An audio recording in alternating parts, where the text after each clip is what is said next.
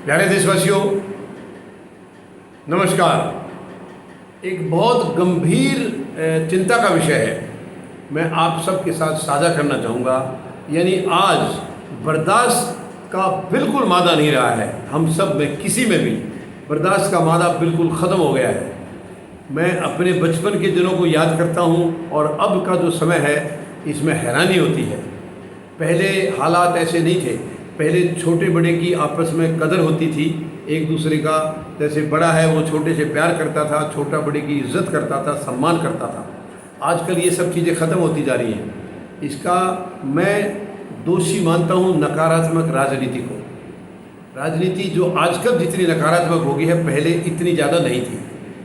और यही इन चीज़ों को देखने में, मतलब इन चीज़ों की का ये जो असर हो रहा है, ये नकारात्मक राजनीति की वजह से हो रहा है।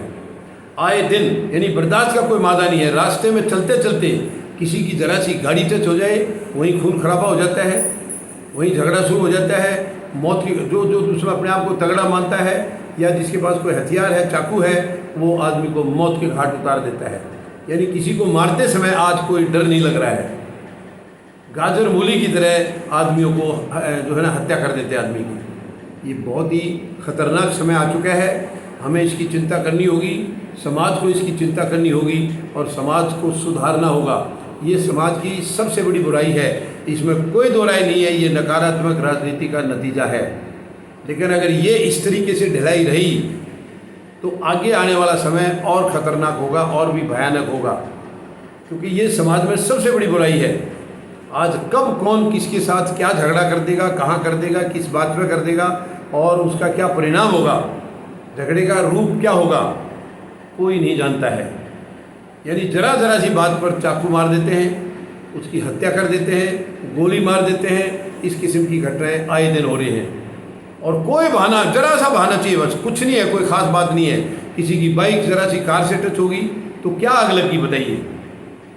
अगर बाइक ज़रा सी कार से टच हो भी गई है तो क्या दिक्कत आ गई है, हो जाता है जाने अनजाने में। लेकिन बर्दाश्त बिल्कुल नहीं है।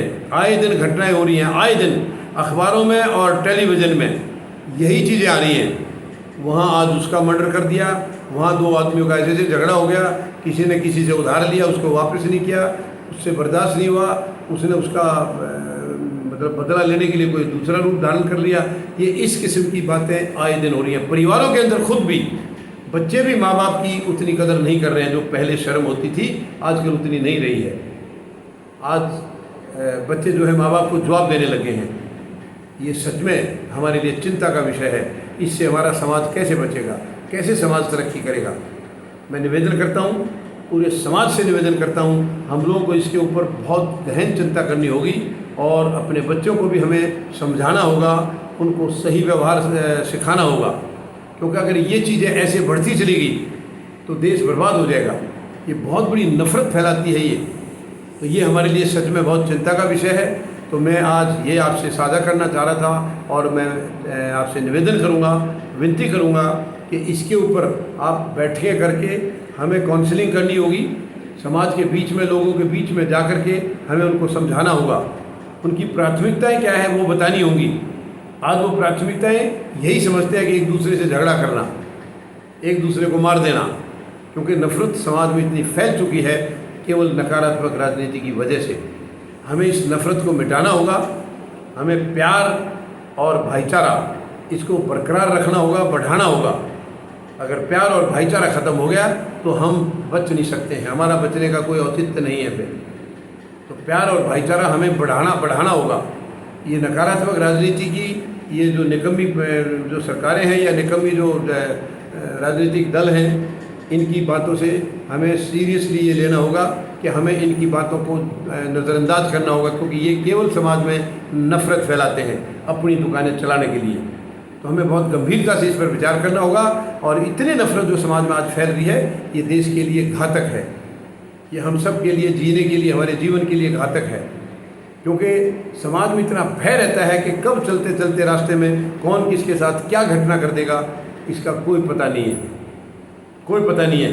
तो मैं आप सबसे निवेदन करूंगा, इसके ऊपर गंभीरता से विचार करें, समाज में बैठकें करें और इसको किस तरीके से हम सुधार सकते हैं, किस तरीके से समाज के अंदर हम वापस वही प्रेम भावना, वही आपस का प्यार, वही भाईचारा हम कायम कर सकते हैं। इसके ऊपर हमें गहन चिंता करनी होगी, गहन चिंतन करना होगा। धन्यवाद। जय जवान, जय किसान, जय हिंद।